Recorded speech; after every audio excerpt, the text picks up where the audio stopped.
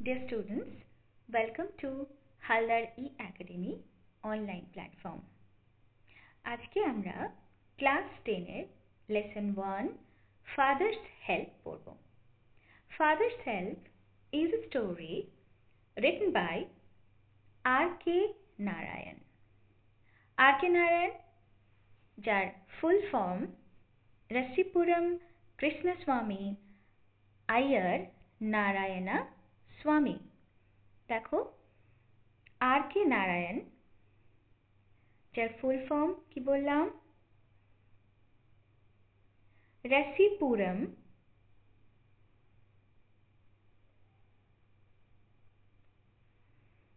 কৃষ্ণস্বামী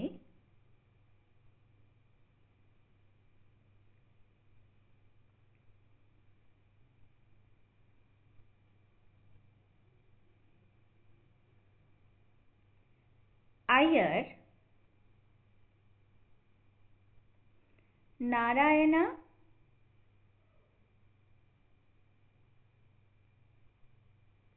স্বামী।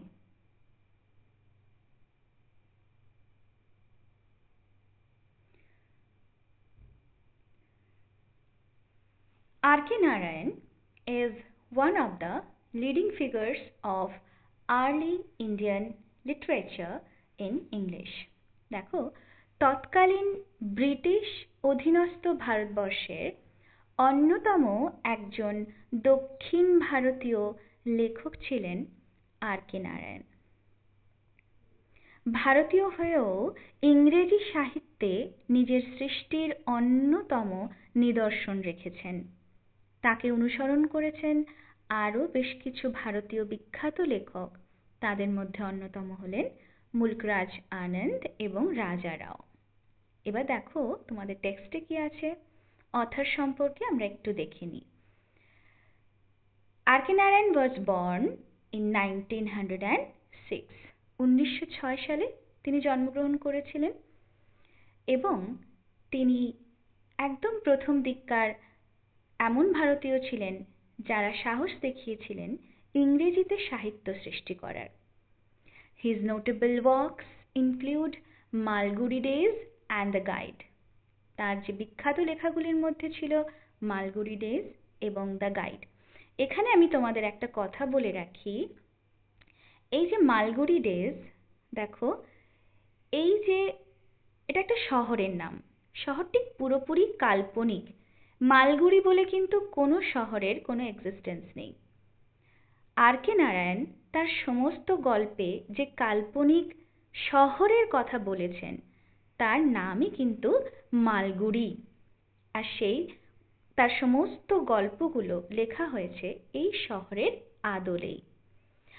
এবং the guide, এই গাইড গল্পেও কিন্তু আমরা মালগুড়ির ছোঁয়া পাবো, মালগুড়ি নামের একটা রেফারেন্স পাবো।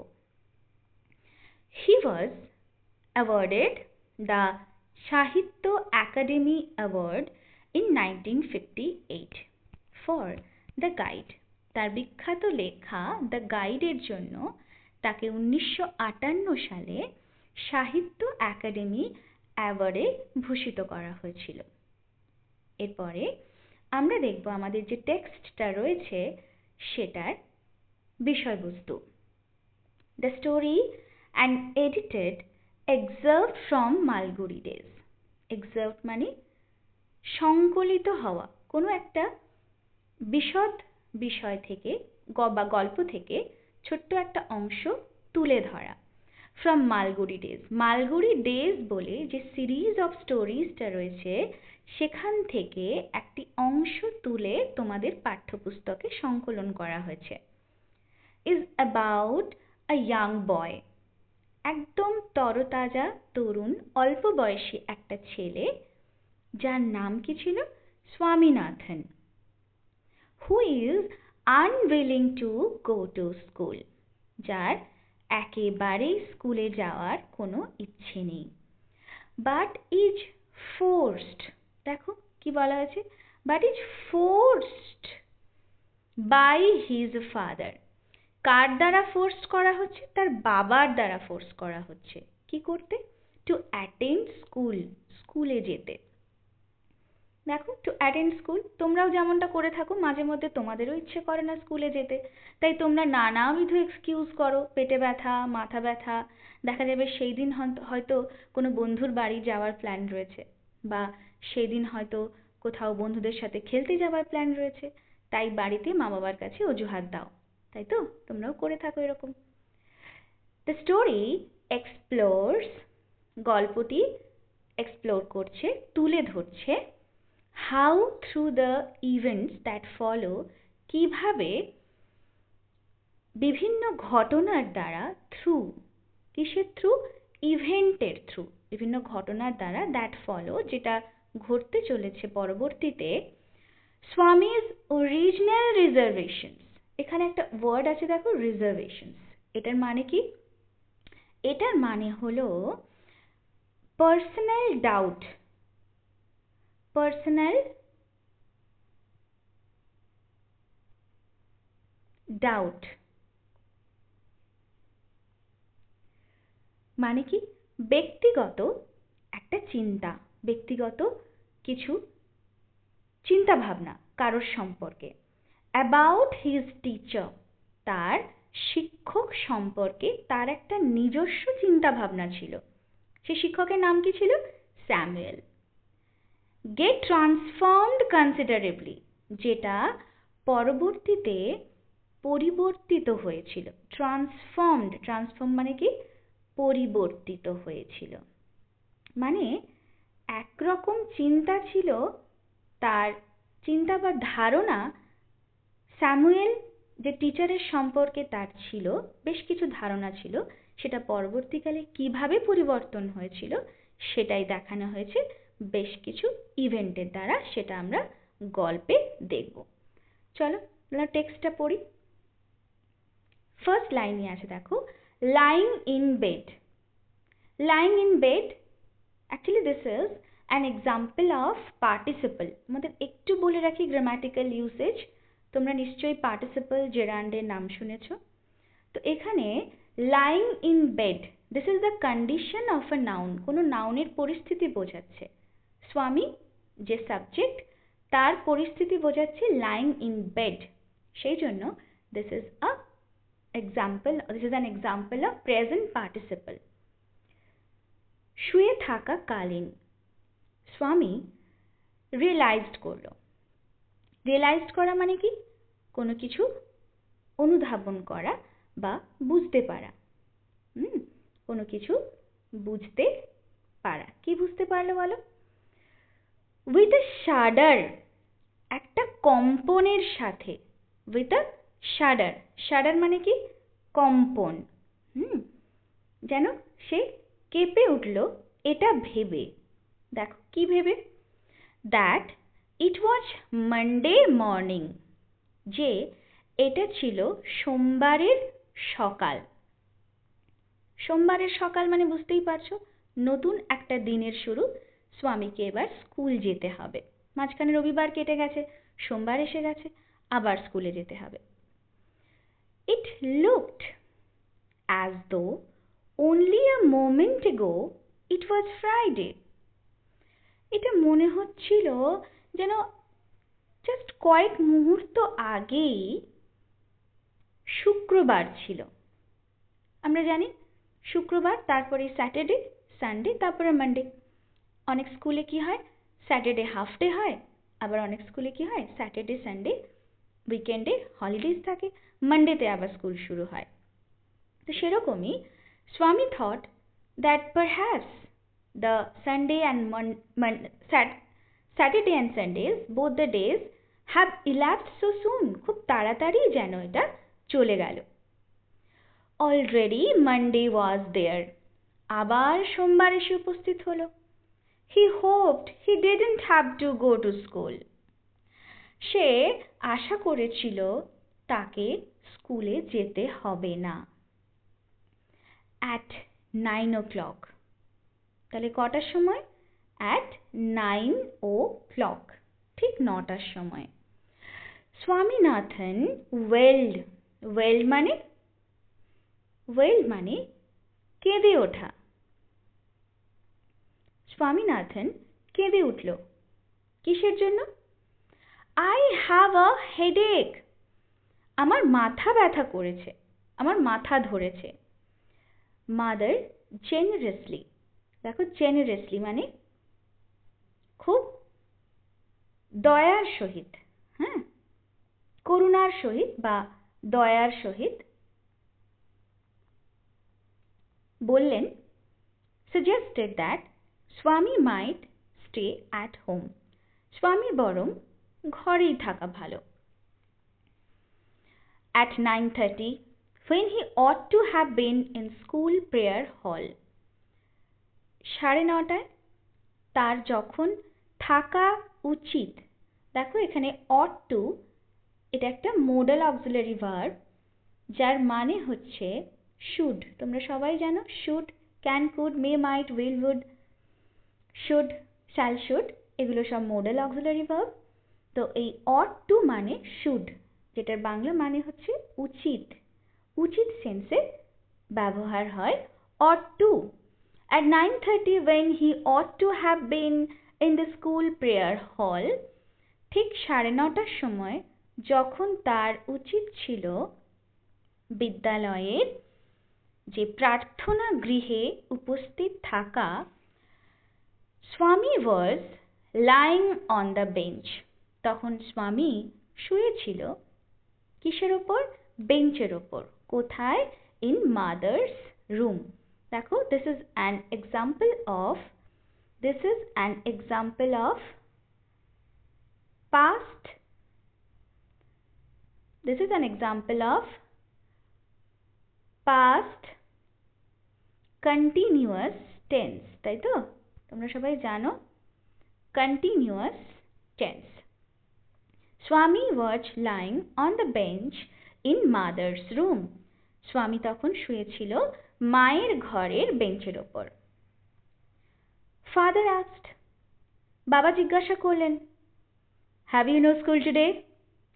আজ কি তোমার স্কুল নেই?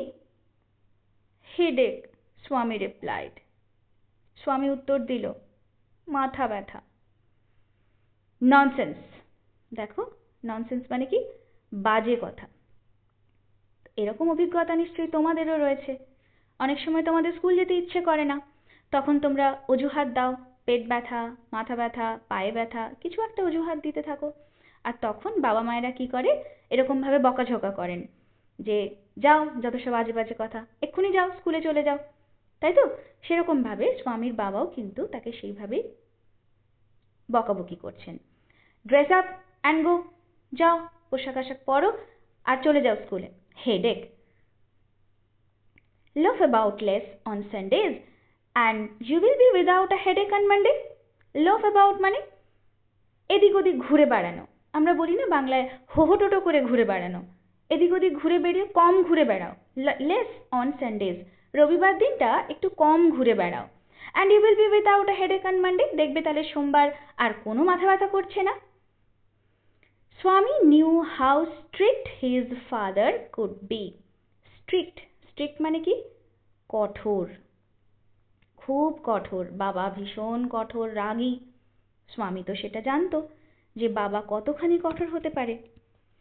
So he changed his tactics. সুতরাং স্বামী কি করলো? তার tactics, যেটার মানে হচ্ছে কৌশল, তার কৌশলটার পরিবর্তন ঘটালো, কৌশল পরিবর্তন করলো। যেটা তোমরা খুব ভালোই জানো, একটা কৌশল কাজে না লাগলে অন্য একটা কৌশল কিভাবে বের করে নিতে হয় সেটা তোমরা খুব ভালো জানো, তাই তো? সেরকমই স্বামীও কিন্তু বুঝে নিল যে এই কৌশলটা বোধহয় ঠিকঠাক কাজে লাগছে না, বাবা ঠিকঠাক শুনছে না, তাহলে আমাকে কৌশলটা চেঞ্জ করতে হবে। I can't go so late to the class. আমি এত দেরি করে স্কুলে যেতে পারবো না। You will have to, তোমাকে যেতেই হবে। It is your own fault, এই যে তুমি দেরি করেছো এটার জন্য কে দায়ী? তুমি নিজেই দায়ী, অন্য কেউ নয়, তোমার নিজের দোষ। What will the teacher think if I go so late? Teacher কি ভাববেন যদি আমি এত দেরি করে যাই? টেল হিম, বাবা বলছেন, বলে দিও you had a headache and so are late. তোমার মাথা ব্যথা করছিল, সেজন্য তুমি দেরি করেছো। He will scold me if I say so. তিনি আমাকে বকবেন যদি আমি সেটা বলি। দেখো, এই যে কথোপকথনটা স্বামী পরপর এর ইমাজিন করে যাচ্ছে, পরপর বাবাকে যে কথাগুলো বলছে, সেই কথাগুলো কিন্তু সম্পূর্ণ তার ইমাজিনারি কথাবার্তা। স্যামুয়েল কিন্তু আদতেও এরকম মানুষ নয়, বা আদতেও স্যামুয়েল এই ধরনের বিহেভিয়ার করে কিনা সেটা কিন্তু আমাদের যথেষ্ট সন্দেহ আছে। শুধুমাত্র স্বামীনাথন স্কুলে যাবে না বলে সে তার কৌশল পরিবর্তন করতে গিয়ে এতগুলো কাল্পনিক কিছু কথা সে বাবাকে বলছে। কার সম্পর্কে? স্যামুয়েল, তার টিচারের সম্পর্কে। তো স্বাভাবিক বাবা জিজ্ঞাসা করছেন, উইল হি? সত্যি কি তাই? তিনি এরকম ভাবে বকাবকি করেন? Let us see. চলো দেখা যাক। What is his name? তার নাম কি? স্যামুয়েল। দেখো, তার নাম কি? Samuel. Does he always scold the students? তিনি কি এইভাবেই বাচ্চাদের সব সময় বকাবকি করেন? স্কোল্ড মানে কি? বকাবকি করা।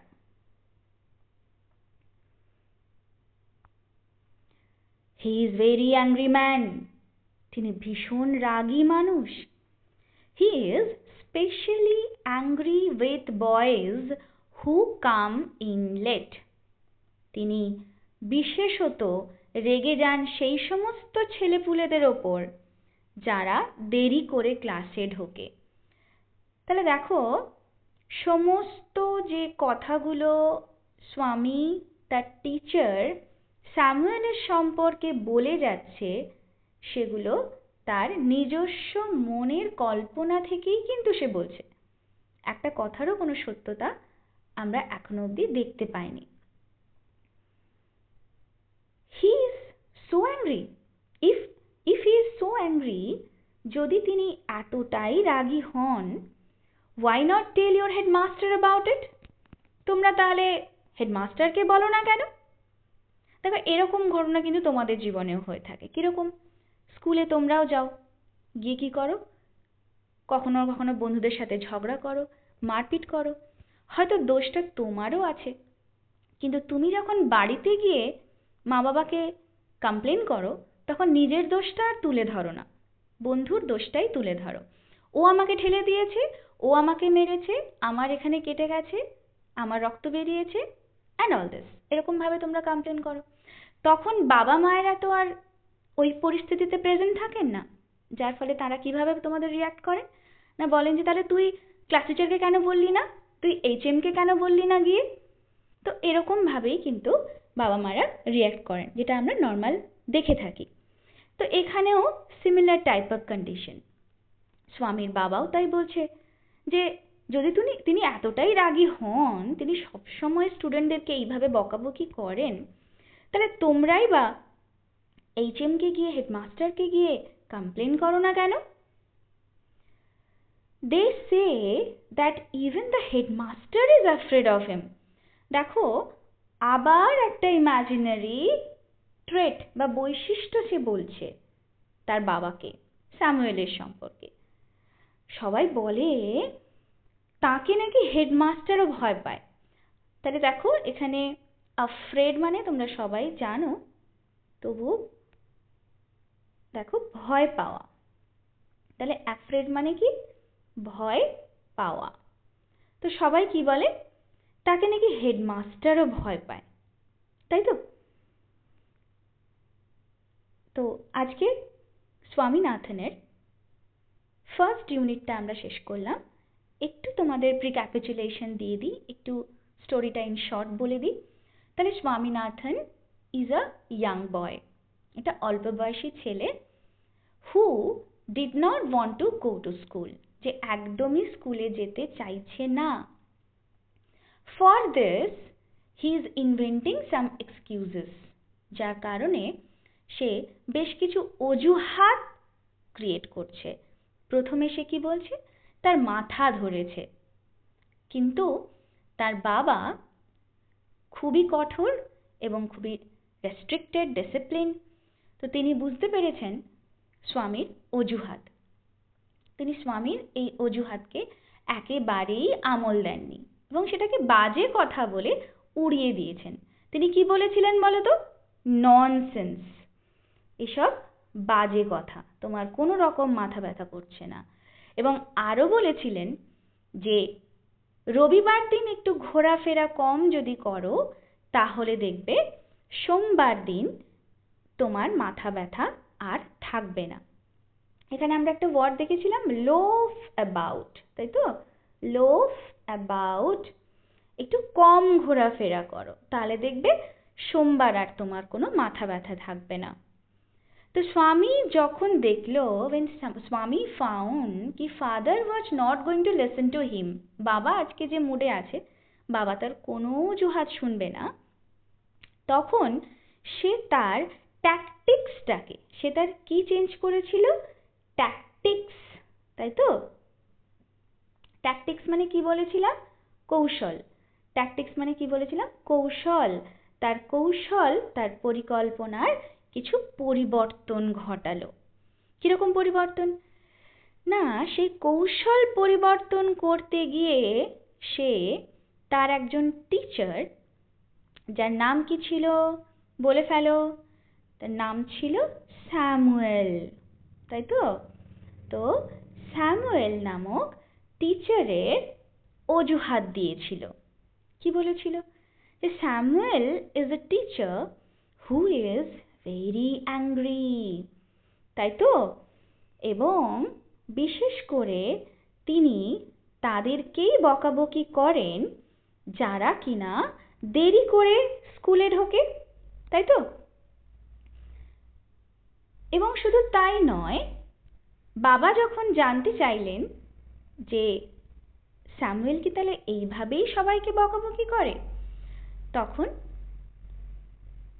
স্বামীনাথনের উত্তর ছিল যে এটাই স্যামুয়েলের ন্যাচারাল বিহেভিয়ার। এবং বাবা তখন জিজ্ঞেস করলেন যে then why don't you complain to your headmaster, তোমরা তাহলে হেডমাস্টারের কাছে কমপ্লেন কেন করো না? দেন স্বামী রিপ্লাইড যে actually all the even HM is afraid of him, এমনকি HMও নাকি তাকে ভয় পান। So these were all imaginary conversation of Swami that he told his father. তার সমস্ত যে রিজার্ভেশন বা তার যে নিজস্ব সন্দেহ, ডাউট অ্যাবাউট স্যামুয়েল, যেটা সম্পূর্ণ কাল্পনিক, সেটাকে সে ব্যক্ত করেছিল তার বাবাকে। ওকে, সো আজকের ফাদার সেলফের ফার্স্ট ইউনিট আমরা কমপ্লিট করলাম। নেক্সট ক্লাসে আমরা ফাদার সেলফের কম্প্রিহেনশন এক্সারসাইজেসগুলো কমপ্লিট করব। Thank you.